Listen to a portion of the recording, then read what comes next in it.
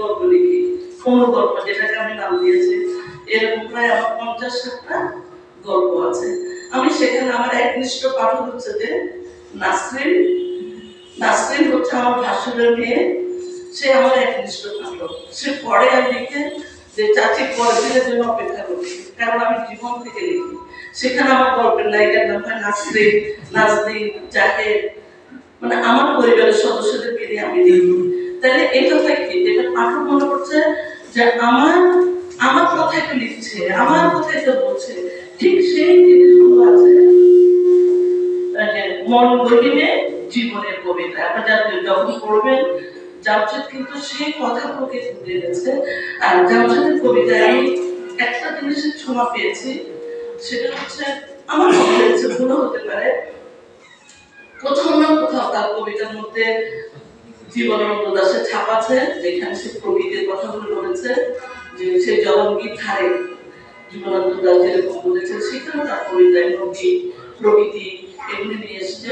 আবার কোথাও কোথাও আমার মনে হচ্ছে যে যশোপতিদের সাথে তার কোথাও মিল আছে, ছন্দে, কাব্যে। কথাগুলি কেন বললাম, ওনারা হচ্ছেন পল্লীর কবি, আমাদের হৃদয়ের কবি। তার সাথে কিন্তু আমাদের বড় বড় যেসব কবিরা আছেন, যাদের ভাষা আমরা বুঝি না, যাদের দুর্বোধ্য শব্দগুলো আমরা বুঝি না, তাদের লেখা ছাপ কিন্তু তার কবিতায় নেই। আমি মনে করি যে আমরা আজকে যে জামশেদের মনভরির জীবনের কবিতা মোড় উন্মোচনে করলাম, এই মোড় উন্মোচনের সার্থকতা কিন্তু আজকে এখানে। তার সহজ সরল কবিতাগুলো একেবারে আমাদের মন ছুঁয়ে যাওয়ার মতো কবিতা, মনে রাখার মতো নয়। কিছু কবিতা আছে মনে দাগ কেটে যায়, বেঁচে যায়, যেমন রবীন্দ্রনাথ অন্তরতম বিকশিত করো অন্তরতম মেয়ে। এটা অর্থ যখন, এটা যখন শুনেছি অর্থ বুঝি নাই, কিন্তু মনে দাগ কেটে গেছে। আর আমাদের জামশেদের কবিতাগুলো একেবারে সহজ সরল আট করে বিনোদন, আমরা এখন শুনছি, মজা পাচ্ছি, ভুলে যাচ্ছি। আমরা এটাই চাই, আমরা বিনোদন চাই, আমরা যান্ত্রিকতা চাই। এটা আজকে বিকেল 3টা থেকে আমি এখানে, আমি অনেক কিছু ভুলে গেছি, ঘরের কথা, সংসারের কথা, অনেক কথা মনে নেই, শুধু কি নির্মল একটা আনন্দের মধ্যে আছে। তো একটু আগে বলেছিলাম সভাপতির কথা কিন্তু কম, তাও অনেক কথা বলে ফেলছিল যে এই অনুষ্ঠানের আয়োজনটা ছিল অসাধারণ, যদিও দর্শক কম বিভিন্ন কারণে। এবং জামশেদ বলেছে একটা কথা, যে আমার যদি আজকে 5 জন দর্শক হয়, আমি দেখছি এখানে 50 জন দর্শক আছে। এটাই হচ্ছে একজন ব্যক্তির আত্মপ্রতি, অহংকারের জায়গা, তার কনফিডেন্সের জায়গা। যে এত কম মানুষের ব্যাপার না, আমি আয়োজন করতে পেরেছি, আমি আমার কথাগুলো প্রকাশ করতে পেরেছি, আমার যেটা চাহিদা ছিল সেটা আমি পেরেছি। এখানে হচ্ছে যে একজন কবি সার্থকতা। তো আমরা যারা থেকে দেখছি তার বইয়ের মরাটা একেবারে থিসিস। আমি এরকম কবিতার বই সাধারণত আমরা দেখি না, থিসিস আকারে উনি অনেকগুলো লিখেছেন, উপহার দিয়েছেন আমাদেরকে, আয়োজন করেছেন। তার শিশুরা যে সুন্দর গান, কবিতা, নাচ আমাদেরকে দেখালো, অর্থাৎ বাচ্চাগুলিকে তিনি সেদিকে ধাবিত করছেন। যার যেটা প্রতিভা আছে তিনি কিন্তু সেটাও দেখালেন, যে ছেলেকে নাচ শেখাচ্ছে, কবিতা করছেন। তো ওই পেরে এই গুণাগুণ আমরা কিন্তু বুঝতে পারি না।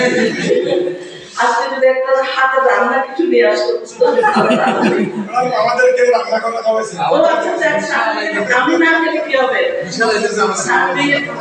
আমরা একদিন খাবো আর সার্টিফিকেট পাওয়া যাচ্ছে। তো সবকিছু মিলে আমাদের আয়োজন, যখন ধন্যবাদ, কারণ আমি জানি সত্যটা স্বীকার করতে হয়।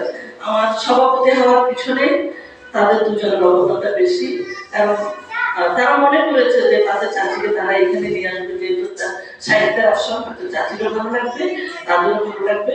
আবার যখন স্যারের কথা আমাকে বললেন, আমার খুব ভালো লেগেছে যে স্যার আমি কিন্তু চিটার কলেজের ছাত্রী, বাংলা চট্টগ্রাম বিশ্ববিদ্যালয়। জামশেদ এই ছবিটার আয়োজনের জন্য ধন্যবাদ, উপস্থাপকের ধন্যবাদ, যারা বিশেষ অতিথি ছিলেন তাদেরকেও ধন্যবাদ।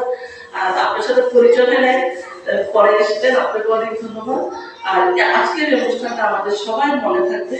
যে এরপরে জাহেদ বলেছে কিন্তু আমাদের জন্য আরেকটা অনুষ্ঠান করবে, যদি আল্লাহ আমাদেরকে সুস্থ রাখে, নিশ্চয়ই আমরা সেই অনুষ্ঠানে যদি আমরা